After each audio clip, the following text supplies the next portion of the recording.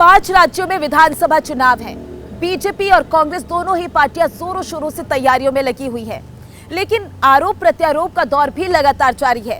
राहुल गांधी मिजोरम दौरे पर रहे और इस दौरान वो केंद्र सरकार को जमकर घेरते हुए नजर आए। खासकर मणिपुर का मुद्दा उन्होंने जोरों शोरों से उठाया। इस रिपोर्ट में देखिए।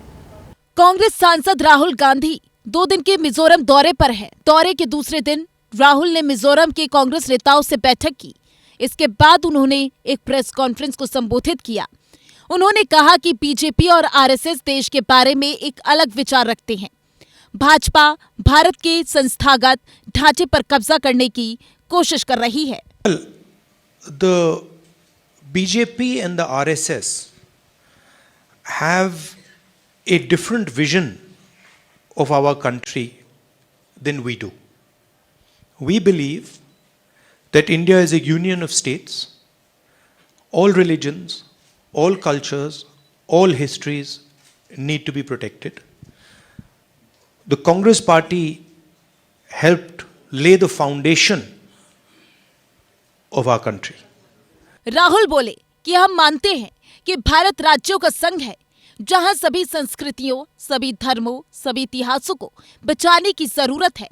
कांग्रेस ने देश के मूलभूत ढांचे को बनाने में मदद की और हमेशा इसे बचाने की कोशिश की। इस दौरे से राहुल मिजोरम की जनता, खास तौर पर युवाओं को साधने का प्रयास कर रहे हैं। पहले दिन जनसभा के बाद राहुल ने शाम को आइजोल के युवाओं से सीधा संवाद किया। वहीं राहुल के आइजोल पहुंचते ही कांग्रेस ने मिजोरम विधानसभा की 40 में से 39 सीटों पर उम्मीदवारों के नामों का ऐलान कर दिया। मिजोरम दौरे के बारे में बताते हुए राहुल गांधी ने अपने मिजोरम दौरे के बारे में बताते हुए कहा, उन्हें मिजोरम आना पसंद है। कल पदयात्रा में आइजोल के लोगों ने भरपूर सपोर्ट किया। भारत जोड़ो यात्रा के थीम पर हमने ये यात्रा की। राहुल ने कहा कि बीजेपी आरएसएस को मिजोरम में जड़ें जमाने के लिए ZPM, MNF मदद कर रही है, लेकिन कांग्रेस कभी ऐसा नहीं करेगी, क्योंकि हमारी विचारधारा उनसे बिल्कुल अलग है।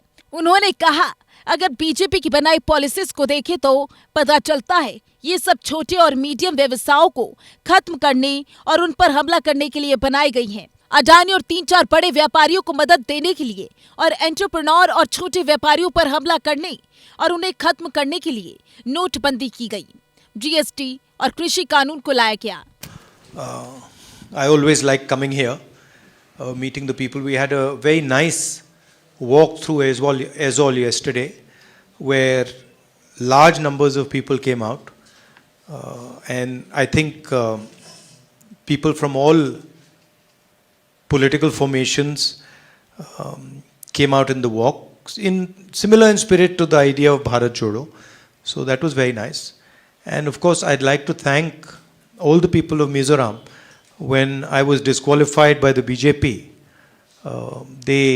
they supported me and prayed for me, and I am very, very grateful for that. Rahul की स्पीच की 3 बड़ी बातें। राहुल गांधी ने कहा, GST छोटे और मध्यम व्यवसायों को खत्म करने के लिए बनाया गया है। ये भारत के किसानों को कमजोर करने के लिए बनाया गया है। आप सभी जानते हैं कि नोटबंदी का क्या हुआ।